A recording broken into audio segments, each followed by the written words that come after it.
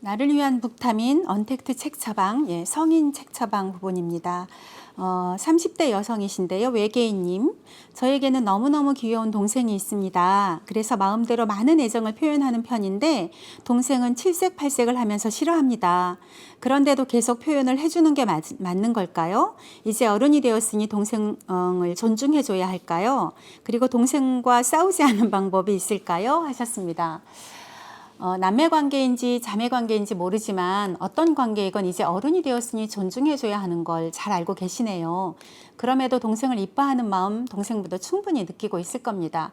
그래서 먼저 형제라는 이름의 타인이라는 책을 권하고 싶습니다. 이 저자 양혜영님은 교육심리학과 같은 대학원 심리학과를 졸업했고 그다음 미국에서 심리학으로 철학박사 학위를 받고 귀국해서 학교와 각 기관에서 활발한 활동을 하고 계신데요. 자, 형제란 무엇인가? 얼마나 닮았고 얼마나 다른가? 나는 형제는 나에게 어떤 존재인가? 가깝고도 먼 이촌 친척, 형제자매의 세계가 그 신화와 문학과 역사, 과학을 아우르며 서술되어 있습니다.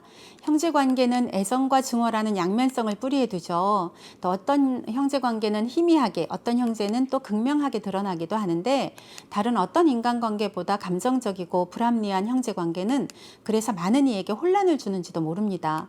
쉬운 인간관계가 없겠지만 그중에도 형제관계는 쉬운 듯 어려운 관계죠. 이 책이 도움이 되길 바랍니다. 그리고 이제 문학적 감성으로 형제 관계를 들여다볼 수 있는 책이 바로 작은 아씨들이라는 책인데요. 우리들의 영원한 그 가정 소설이기도 합니다. 작은 아씨들은 100년 전에 쓰여진 소설이 지금도 우리 삶과 너무 많이 닮아 있습니다. 그 경제적으로 궁핍한 가정에서 살아가는 네 자매를 중심으로 이 소녀들이 어떻게 현실을 극복하고 자신의 꿈을 향해 나아가는지, 또 어떻게 주변 어른들은 그녀들을 보살피는지 엿보면 지금을 살고 있는 우리들에게 꼭 필요한 해답을 찾을 수 있습니다. 40대 여성이신 아지님입니다. 여행을 좋아하는 40대 여성입니다. 코로나로 거의 집이랑 회사만 다니고 있으려니 답답합니다. 사실 스트레스가 쌓이면 항상 여행을 하면서 보고 즐기면서 힐링했었는데 집에서나마 여행 간 느낌인 재미있는 여행 에세이집이 있을까요? 동유럽 쪽으로 추천 부탁드려요 했습니다. 가반야 남미, 가반야 유럽에 의해서 이번에는 가반야 동유럽이라는 책이 나왔습니다. 여행 작가 40여 명이 생생한 동유럽 여행 이야기를 담았는데요. 동유럽 여행을 꿈꾸는 사람들의 마음을 정말 잡아당기는 책이죠. 가반야 동유럽을 들고 지금 당장 동유럽으로 떠나고 싶게 만듭니다. 동유럽을 사랑한 40명의 여행 작가들이 여행 작가 프로젝트로 뭉쳤습니다. 헝가리, 크로아티아, 오스트리아, 체코, 폴란드 그리고 슬로베니아까지 동유럽 6개국을 배경으로 펼쳐지는 여행을 각자 개성 있고 솔직한 이야기로 풀어냅니다. 6개국 40명의 작가가 62가지의 여행 이야기를 담은 책입니다. 헝가리 부다페스트와 사랑에 빠진 작가, 크로아티아 두브로브니크를 노래한 작가, 오스트리아 비엔나에서 인연을 만난 작가, 또 체코 프라하를 마음에 담은 작가, 폴란드 바르샤바에서 여행을 시작한 작가, 슬로베니아 블레드에서 자신을 찾은 작가들, 모든 여행자들은 저마다 그 이야기를 가지고 있죠. 이 책은 맛집 정보, 관광지 정보가 빠짐없이 담긴 그런 책은 아닙니다. 그러나 이 책이 소중한 이유는 여행하는 우리들의 이야기를 담은 여행하는 청춘들의 자서전이기 때문입니다. 50대 여성이신 배별님이십니다.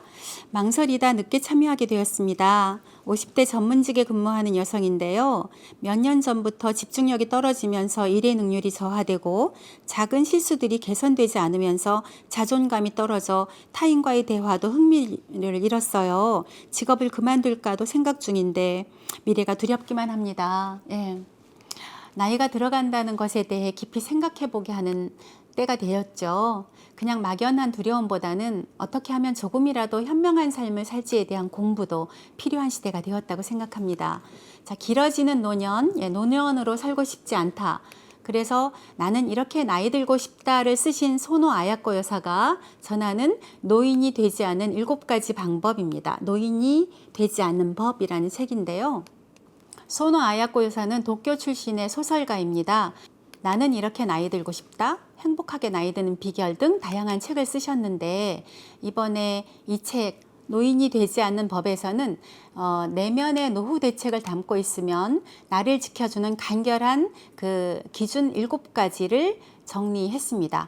자립, 일, 관계, 돈, 고독, 늙음, 질병, 죽음, 그리고 신에 대한 이야기를 합니다. 누구나 예외 없이 노화라는 신체의 변화를 겪죠. 나를 둘러싼 환경의 변화에서 나를 잃지 않으려면 지금의 나를 고수하는 것보다 어떤 식으로 변화할 것인지를 생각해야 합니다. 특히 그 일 부분에서 사람이 주는 것이 더 많아졌을 때 비로소 어른이 된다. 어떤 도움을 받아낼 수 있는가보다 무엇을 줄 수 있는가를 생각하면서 자신의 임무를 찾아내고 묵묵히 수행하는 것. 그것이 노인이 된 사람이 지녀야 할 고귀한 정신이라고 전하고 있습니다. 30대 초반이신 남성이신데요. 땡주님이 보내주셨습니다. 얼마 전 구급 공무원이 되었습니다. 그런데 부자가 되고 싶어요. 제 월급으로 어떻게 부자가 될 수 있을까요? 하셨습니다. 그래서 제가 오늘 돈의 속성이라는 책을 준비했습니다. 2020년 베스트셀러인데요. 최상위 부자가 말하는 돈에 대한 모든 것입니다. 이 김승호님은 한국에서 태어나서 미국으로 이민 가셨습니다. 그래서 그곳에서 아주 어렵게 사업에 성공하고 지금은 그 상선약수라는 농장의 농장주이기도 한데 읽어보면 이분의 그 많은 양력을 느낄 수 있을 겁니다. 부모에게 받은 유산은커녕 30대 후반까지 낡은 자동차에 그날 판매할 과일을 싣고 다니던 어떤 이 가난한 이민 가장이 이룬 진짜 부에 대한 모든 방법이 담겼습니다. 종잣돈 1,000만 원을 만들고 그 돈을 1억, 10억, 100억 원, 수천억 원이 될 때까지 돈을 관리하며 터득한 돈이 가진 속성을 정리한 안내서입니다. 이 책 돈의 속성은 3년 전 어느 극장 하나를 빌려서 대중에게 강의했던 내용을 기반으로 집필했는데요. 모두에게 정말 필요하고 중요하지만 아무도 말해주지 않는 진짜 돈 버는 방법. 진짜 돈을 벌어본 사람은 그 누구도 방법을 공유하지 않기에 이 일이 저자 자신에게 주어진 사명이라 받아들여서 책을 쓰게 되었다고 합니다.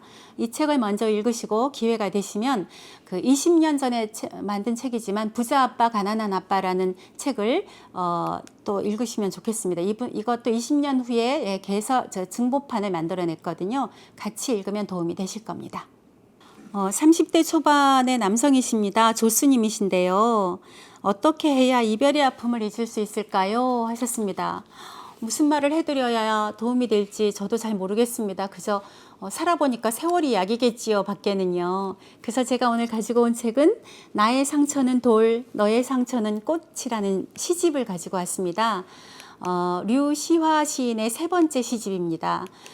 그대가 곁에 있어도 나는 그대가 그립다. 외눈박이 물고기의 사랑 이후에 15년 만에 펴낸 이 시집은 그 저자가 그동안 써온 많은 시들 가운데 56편을 골라서 소개합니다. 상처와 허물을 넘어 인간 실존의 경이로운 삶에 대한 투명한 관조가 담긴 시들이죠. 그 시들 모두 한 편 한 편 읽으면 굉장히 많이 도움이 되겠지만 오늘 제가 그 옹이라는 시 한 편 낭송하는 걸로 마치도록 하겠습니다. 옹이. 흉터라고 부르지 말라. 한때는 이것도 꽃이었으니 비록 빨리 피었다 졌을지라도 상처라고 부르지 말라. 한때는 눈부시게 꽃들을 밀어 올렸으니 비록 눈물로 졌을지라도 죽지 않을 것이면 살지도 않았다. 떠나지 않을 것이면 붙잡지도 않았다. 침묵할 것이 아니면 말하지도 않았다. 부서지지 않을 것이면 미워하지 않을 것이면 사랑하지도 않았다.